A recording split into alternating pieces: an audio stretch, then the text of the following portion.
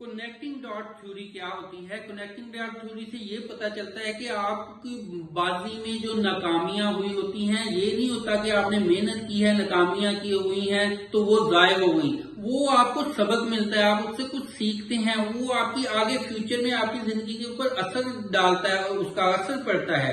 لہذا آپ جو ناکامیاں یا کمیاں کوتاہیاں رہ گئی ہیں ان سے پریشان نہ ہوا کریں. یہ آگے چل کے آپ کو ان کا فائدہ ملتا ہے، دنیا میں بھی اور آخرت میں بھی.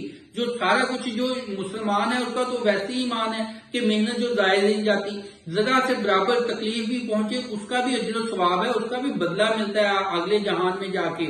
اور دنیا میں بھی انسان بہت کچھ سیکھتا ہے. لہذا اپنے آپ کو یہ چھوٹی چھوٹی چیزوں سے ٹوٹے نہ، اپنے آپ کو کنٹرول رکھیں، سیلف کنٹرول ہو آپ کے اوپر. یہ نہ ہو کہ آپ بار بار کوشش کر رہے ہیں، ناکام ہو رہے ہیں، ہمت ہار کے چھوڑ ہی رہے ہیں سب کچھ. جیسے بار بار لوگ کیا کرتے ہیں کہ کھانے پینے میں بڑی پرہیز کر رہے ہیں، موٹاپا کنٹرول نہیں ہو رہا یا بدعتیں آتی ہوتی ہے تو سب کچھ ہی چھوڑ دیتے ہیں.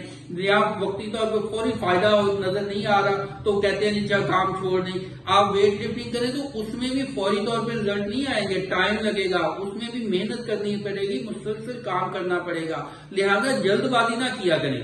جس بھی فیلڈ میں آپ چلے جائیں آپ کو اپنے سے آگے بے شمار لوگ نظر آئیں گے. اگر آپ ان سے کمپیریزن کریں گے تو آپ محنت ہی نہیں کر سکتے.